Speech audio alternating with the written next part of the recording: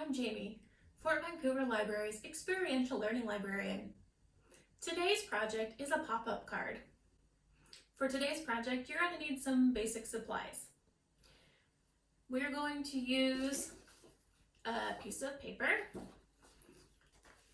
You're going to need an envelope of some sort, or there's lots of instructions online on how to fold your own envelope. You can also take apart an existing envelope, trace it, and use it as a template to make your own. Some sort of envelope, pair of scissors. Today's adhesive, we're going to use a glue stick. And you may or may not need a ruler. For today's project, I want to send a pop-up card to my friend. I found this envelope that I'm going to use. I'm going to use my ruler to measure it because the card I make out of this paper needs to fit inside this envelope. Step number one, make sure it fits in the envelope. I'm going to measure my envelope. If you have a standard ruler, it's inches on the one side with really big numbers. And then you also have the metric side, which I actually like to use a little better because it's easier for me to understand. And that has millimeters and centimeters. This envelope is about 5 3/4 inches wide by about just under 4.5 inches long. I don't have to be super exact with my envelope. If I have a pretty good guess of how big this envelope is, I'm going to err on the side of making it a little bit larger, and then I'll make my card smaller so I know it fits inside here. I'm using a standard piece of printer paper, which I know is 8.5 by 11 inches. So I'm just gonna check. 8.5, 11 inches. So far, so good. I know my envelope has to be smaller than 5 3/4 inches. So there's lots of fun math involved with this. I know my paper is 11 inches on this way. If I fold it in half, I can divide 11 by 2 and know that one side of this going this way is going to be about 5.5 inches, and that will fit inside my envelope. Then I take my ruler and I measure. Pull it this way so you can see it. If I measure it, it's just about 5.5 inches, which is perfect because my envelope is 5 3/4. Now I still know this way on my card is going to be 8.5. And that will not fit in my envelope because my envelope is 4 1/4. If I take 8.5 inches and divide it by 2, so 8 divided by 2 is 4. A half divided by 2 is 1/4. So that, or 1/4. So that would be 4 inches and 1/4. And that would fit inside my envelope. I'm gonna take my piece of paper, so I folded it along this way. I'm gonna take it and fold it this way, just so I can figure out where the center is on my piece of paper. And then I'm going to take my paper, I'm gonna cut it down this line.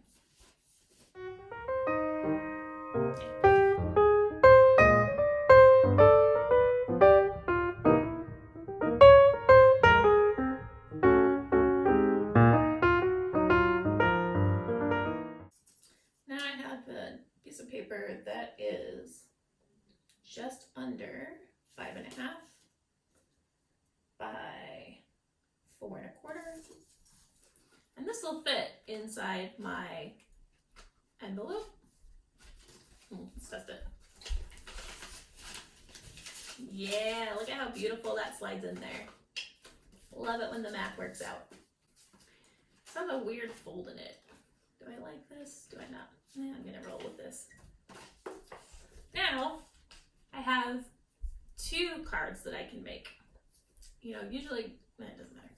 2 cards. I have 2 cards I can make here. If you're not familiar with how a card works, you have some kind of drawing, message on the front, open it up, some kind of message on the inside. To make a pop-up card, our goal is to have something on the front of the card, and then when you open up the card, some sort of thing is going to pop up off the card. We're gonna make the piece you need to have your card pop up when it opens. So I wanna find the center of this top fold here. I'm just gonna take and fold my paper in half, just so I can find the center line. I make a tiny fold. You don't need to fold it very hard. We just kind of want to have that indentation or the little crease. So I know that's the center of my card. And I want to go out on equal sides of that center line to make a couple of cuts so that we can have a pop out piece. I'm going to just center. I'm going to put my 1 inch marking on my ruler right where that crease is. And then I'm going to go out 1 inch on either side. So I'll mark it at this 0 line here with a pencil. And I'll mark it out here at the 2 with a pencil. And that keeps it pretty equally spaced. Now, I have my 2 marks here. I'm going to use my scissors and I'm going to cut a slit where these 2 marks are.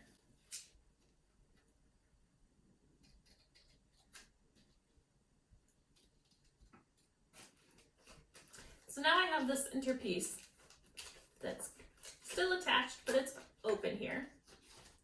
And what I'm going to do now is I'm going to take my card. This is the tricky part for me. We want to fold this centerpiece the opposite direction of the rest of this card. If I take it and I put my fingers where the slits are here, I can take and fold this in. This takes a little bit of willpower to make this happen.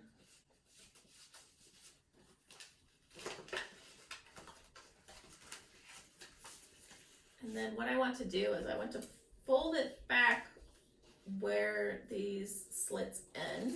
So just kind of force it. Then we do the same thing on the other side. Fold it back to where the slits end. And then we can fold our card down flat again. Now it kind of looks like a tank top.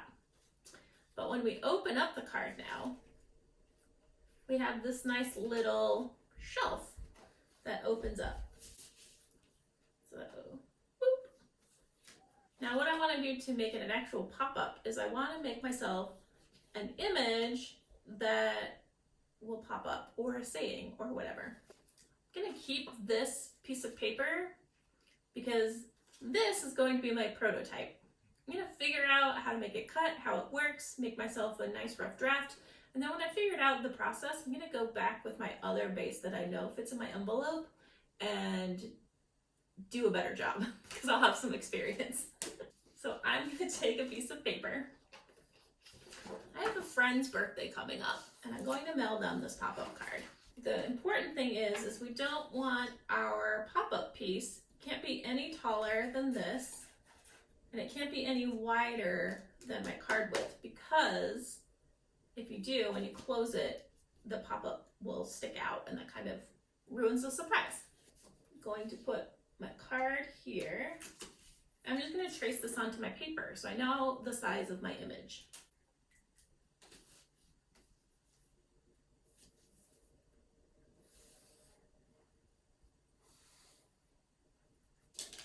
Now I know if I make my pop-up piece smaller than what's in this rectangle, then it'll fit inside my card.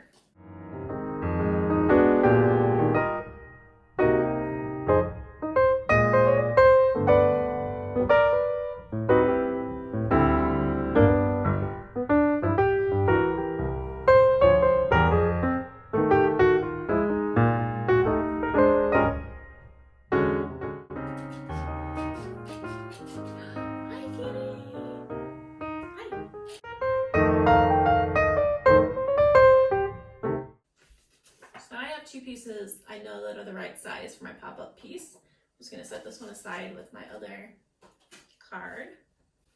It's my friend's birthday. I think I'm going to write happy birthday, so maybe I'll do it in pencil. Now I'm going to be bold.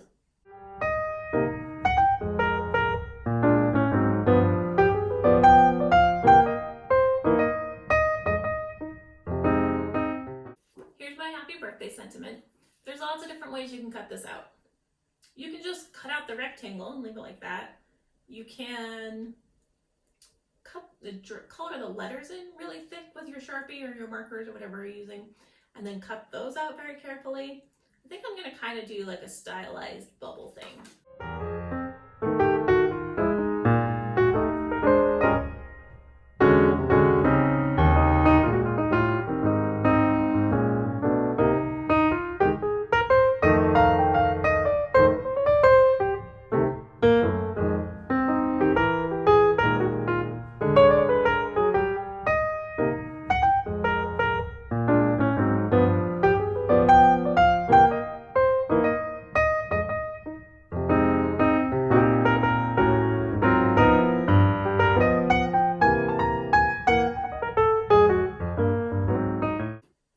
My sentiment cut out.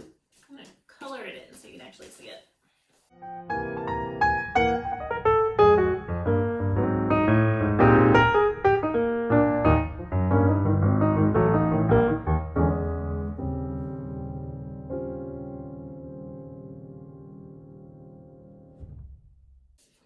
Here I have my sentiment colored in so you can actually see it.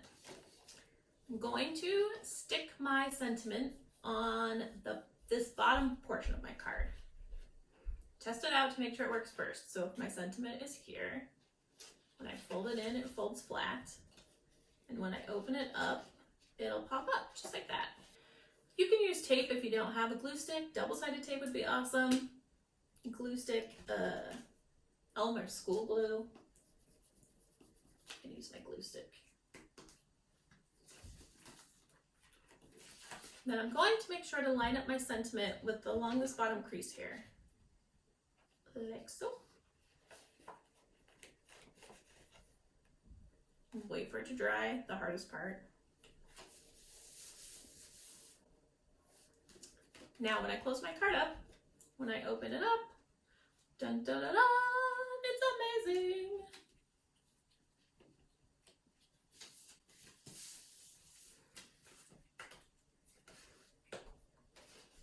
I'm actually pretty pleased with my first draft here.